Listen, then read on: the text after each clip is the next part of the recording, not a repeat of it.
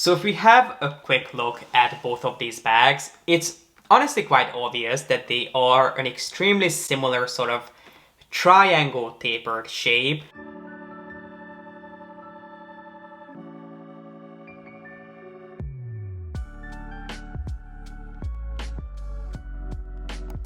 Hey guys, my name is G.P.S. and welcome back. Today we'll be looking at two iconic Hermes bags that really often get compared to each other, or I should really say that one of them gets compared to the other more often than not, which are the Hermes Kelly and the Hermes Herbag.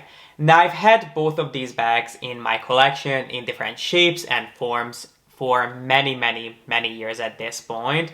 So I do know these bags inside and out, and I would have to say that these two styles belong in my top 5, if not even maybe top 3 favorite bags of all time. But not even I have ever sat down to compare these side by side to see if there is any truth to the idea that these bags are virtually identical. But I thought it would be fun if we had a chance to do that together.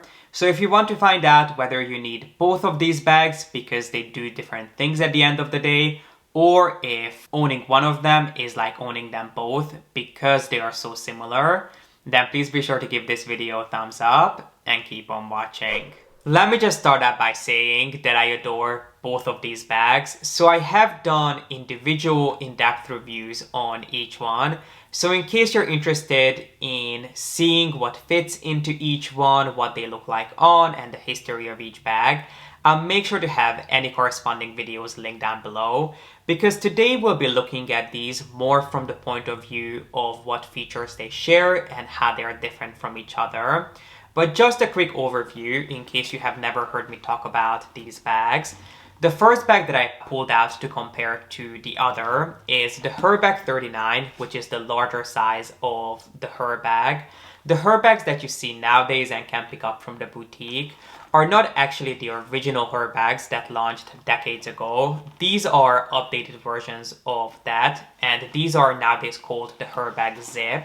And the reason is that they feature this zipper pocket on the bag, which in my opinion was a huge improvement to add this pocket onto the back of the Herbag. And this originally launched in 2 different sizes. So it comes in size 31, which means that the bottom of the bag measures 31 centimeters, that one being the smaller size. And then this one is the larger size, which is in size 39, again because it measures 39 centimeters at the base. But this is actually no longer the largest size of the Herbag. A couple of years ago, Hermes relaunched their sort of duffel bag take on the Herbag. So they have 2 different variations of the Herbag in size 50, which is quite a bit larger than even the 39. And I personally would never go any larger than this because I don't see the need for myself. And then they also launched a backpack version of the Herbag recently. But the 2 core parts of the collection are the Herbag 31, which is the smaller size, and then the Herbag 39 being the one that we'll look at today. And I absolutely adore this bag. And then the other bag we'll look at is my Kelly 35 in return structure in black Togo, which has to be one of my most favorite classic bags of all time. And I actually find them to be quite comparable with a Herbag 39. Even though there is that about 4 centimeter difference in size, these two, I think they do very similar things and they look really similar when you're actually carrying them. You would think that a Herbag 39 is more comparable to a Birkin 40, but I find that not to be the case because the Herbag 39 in proportions is much closer to a Kelly 35 than it is to a 40. I never find these to be overwhelming, whereas the Kelly 40 can go way too big really quick depending on how you style it and your frame.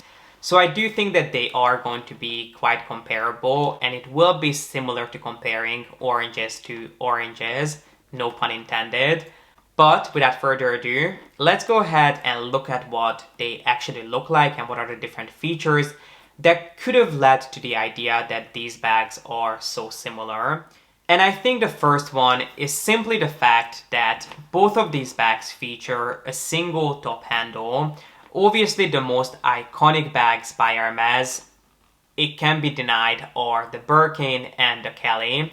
Obviously, the Herbag could not be compared to a Birkin even on a good day because they're completely different structures and just both bags have a really different ethos to them. But both the Herbag and the Kelly feature one single top handle, which is actually quite different if you look at them close up. The top handle on the Herbag is much more flat and much wider, whereas the handle on the Kelly is more curved and it is taller. But at the end of the day, they both feature a top handle. Moving a little bit further down, you can see that both bags have a shoulder strap.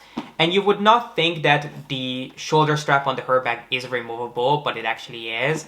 So obviously, by now I'm sure you know that the shoulder strap that comes with the Kelly bag is removable. And it is the same with the Herbag. The difference being that it's not as easy to clip the shoulder strap off the bag as it is with the Kelly. In order to take the shoulder strap off the Herbag, you have to take it apart, which is not difficult, but it's definitely not as easy and as quick as it is with the Kelly. But you can take the shoulder strap off if you want to, or you can even take the top handle off if you want to wear the bag strictly as a shoulder or as a crossbody bag. And then one more difference that I think is worth pointing out is the fact that the shoulder strap on your Herbag is going to be much longer than the shoulder strap that comes with your Kellys. So it's just one more thing to keep in mind. It's still not long enough for me to put this back crossbody, but I feel like if you are more narrow-shouldered, I think you would find it quite easy to put this crossbody because it is a lot longer than the original 85cm strap that comes with your Kellys. The next detail on these bags, which again in my opinion must have had a really similar source of inspiration, is the flap, which you can use of course to close your bag. So as you can see on the Herbag, the flap is made of leather, and that is always the case.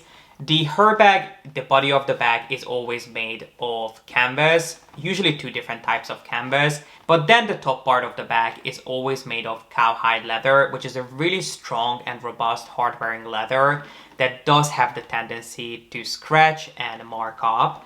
And then really similar to the Kelly, you have the two sangles on the side as well as the closure in the middle, which is the so-called cul-de-sac closure, which is something that you might be familiar with if you often browse the equestrian site of Hermes. And then if we look at the Kelly, we of course have a really similar setup. We have the leather flap, we have the two sangles, and then the twist closure in the middle. And I would say that 97% of the time, the flap on the Kellys is made of leather. You do get sometimes Kellys that are made of canvas, and on those the flap is also made of canvas, and they have a really thin just sort of leather trim around the edges. And I believe there should be one coming in the next couple of months. They should be launching one for fall winter 21, so I guess not in a couple of months but maybe in a few months towards the end of the year. Hermes should be coming out with a new canvas Kelly. So in case that's something that you are interested in, I would highly recommend that you keep your eyes peeled because that should be launching in the foreseeable future, both with pieces in the men's collection and also traditional Kelly Celliers. But I digress. The important thing is that they do feature a really similar setup when it comes to the top of the bag. And you actually open them up quite similarly. So when it comes to the Kelly, you obviously open the twist closure, you undo the sangles, and then you use this flap to kind of just open your bag and you can reach in. And it's pretty much the exact same thing with the Herbag, except you have to pull the closures through the cul-de-sac closure. It's not a twist mechanism. And then once you have the sangles undone, you can pull the top flap through. And then the middle part also goes through the cul-de-sac closure, which honestly I don't usually fasten my Herbag all the way because it can be quite time consuming to open and close it every single time.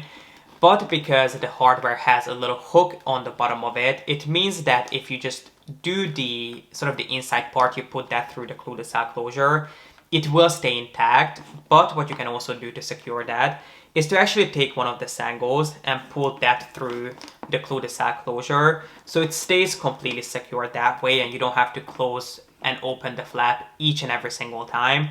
Obviously, if I'm going somewhere and I know that I won't need access to my bag, I close it all the way. But if I know that I have to be going in and out of my bag, This is usually the way I carry it, and then I just let the flap fall on top of it.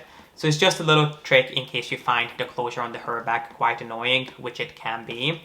But then if you undo all of this, you get access to this ginormous bag. But what about the outside of the bags? So if we have a quick look at both of these bags, it's honestly quite obvious that they are an extremely similar sort of triangle tapered shape.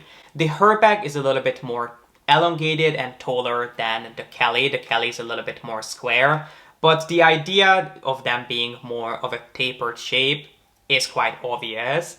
Now, when it comes to the construction and the body of the bag, they are extremely different from one another because the Herbag is always made of canvas, and Hermes usually chooses between two different types of canvas to construct the body of the bag. They either go for this sort of canvas, which is the so-called officier, or I believe they also use the term military canvas, which has this really cool matte finish to it, but it's a really hard-wearing, robust, durable canvas that you really don't have to worry about ripping or marking or pulling. It really is a hard-wearing fabric. And then the other one that Hermes introduced, I want to say a couple of years ago, is the so-called Berlin canvas, which has a completely different look and feel to it. It has this sort of waxy coating over the surface of the canvas, which makes it quite shiny, which is not something that I ever cared for. I remember seeing that bag first walk down the runway and I was like, I'm not quite sure what that bag is made of, but it kind of looks like it's made of trash bags. that's what the material reminded me of. So I personally like to stick with the original canvas, which I find to be more than durable enough. And then the Herbag does now come in two different structures. It's available both in the Cellier structure, which is this one, as well as Return, which they introduced last year, or I think the year before maybe. The Cellier one being the original Herbag, which means that the top stitching is on the outside, and it is just a hint more structured than the Herbag Return.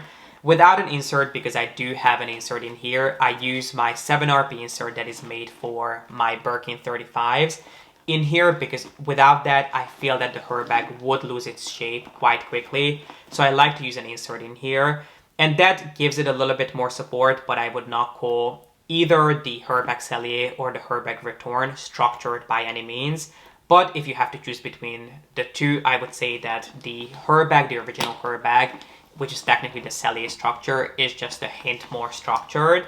And then if we turn it around, we have this zip pocket on the back, which only comes on the new and current Herbags, which are called the Herbag Zip, exactly because of this added detail, which I think is one of the best improvements that's ever been made to the Herbag. Because as I mentioned, it is not the easiest bag to go in and out of because of all these different details that you have to go through. So you have to use the flap, then you have this closure in here that has a hook on it, then you have the sangles. It is a really secure bag at the end of the day, let's just put it that way. But then on the back they added this zip pocket, which means that in case you need your phone or your cards or whatever you need with you, your keys, your car keys, you know that you have easy access to, and it is a really generous pocket. It's not just one of those pieces that barely fits your phone. There is quite a lot that you can fit in here, which I think is just a huge advantage. When we look at the Kelly, it obviously gives us a really similar idea. One thing that I think is worth mentioning is obviously the fact that it is not as tall as the Herbag would be, and that the body of the bag is usually made of leather, similar to the flap as we mentioned before. But I think it's time to move on to what the bags look like on the inside. And I think this time we should start with the Kelly. So if we open it up, they will come with two front pockets. So on the inside, I'm not sure if you can see it here, but there are two front pockets, which goes pretty much all the way. Unlike the Birkin, where you get one front pocket, the one on the Kelly is split into two separate pockets. And then you also get a huge zip pocket on the back, which I honestly never use. To be honest, I never really use any of the pockets on the inside of my bags because most of them I use an insert in, which give me all the pockets that I could possibly need. And then when it comes to the Herbag, it is a completely different idea from the Kelly. It is much more of an open style tote. It is basically just completely empty. There are no pockets. There is nothing on the inside. It's just basically a bottomless pit that you can pack to the brim in case you wanted to. And because of that, I do like to use an insert inside. Now, I use the insert that I purchased for my Birkin 35 from 7RP. I just love my 7RP inserts. Unfortunately, they don't make an insert for the Herbag specifically. But I found that the one that I bought for my Birkin 35 fits in here like a dream. There is just a tiny bit of space on the side, which is perfect for me because that means I can slide either a scarf or an umbrella in there in case I need to. But it means that I can keep this bag super organized. And yes, 7RP inserts are expensive, but in my opinion, they are worth the money because of the amount of support that they give to your bags. I just find it to be crucial with bags like this that would have a hard time maintaining a nice solid structure. But when it comes to added features that the Herbag comes with, it does have this little inside pocket, which is this pouch that some people say is removable, some people say that it's attached. Technically, or I should say in theory, you should be able to remove it, but it's very difficult. Trust me, I tried it and it's nearly impossible to remove it because of the way it's attached to the inside of the bag. And I don't really see why you'd want to. But basically you get this pouch with a zipper on it that you can use in case you want to put some things that you need to keep safe in there. So like your phone, your cards, whatever it may be. You can make sure that these remain safe in your bag because this cannot be taken out. It's attached to the inside of the bag with this leather string. And then you can just throw it in your bag and you can be reassured that nothing will go missing from there. Which means that you can even use this bag completely open like this in case you wanted to. If everything that needs to be kept safe fits into that little pocket, I think it's the perfect accessory to come with this. And I think now that we have completely dissected both of these bags, it has become pretty obvious that they share quite a few similarities in terms of the structure and the way you would go about using them. But I think when these two bags sort of start becoming extremely different is when you look at what they add to the outfits that you style them with and what they add to your collection if you decide to pick up either one of them. Because I find that I mainly reach for the Herbag on a more casual day when I want something that is more understated, that is more of just a no-brainer piece, one that I can just throw on and don't have to worry about. Because of the fact that it's mainly made of canvas makes it just so easy to look after and take care of that I really don't have to worry about it, and I find myself really enjoying it on days when I want a casual bag, one that is not going to shout Hermes from the rooftops, but will still look elegant and really nicely put together. And then when it comes to the Kelly, it is just such an iconic timeless design that it's undeniable that no matter what you style it with, it will immediately make it look a little bit more formal and elegant. Even a Kelly Return, which is without a doubt more laid back than a Kelly Cellier would be, it still adds sort of an elegant, luxurious touch to not only your collection, but no matter what outfit you style it with. You can put on a Kelly with a tracksuit and it will still look incredibly elegant. So I think that is the main difference, the different facets that each one of these bags add to your collection. Yes, there might have been a similar idea behind each bag, and they do share quite a few features. At the end of the day, I find them to be completely different. And do you need both of them? I think that is completely up to you, but all I can tell you is that I enjoy having both of these in my collection, and I love the fact that if I need a larger bag, one that is large but not overwhelming, and it's a little bit more casual, I can reach for my Herbag, and when I need something that is a little bit more elegant and just effortlessly chic at the end of the day, I can reach for my Kelly. And I would love to hear what you think about these bags in the comment section. Do let me know if you own either one of these bags, if you have had a chance to check them out. I would love to hear your thoughts on each one of them. And if you enjoyed this video, then please make sure to give it a thumbs up and don't forget to subscribe. And as always, thank you so much for watching. I appreciate you being here and I hope to see you in the next one. Bye!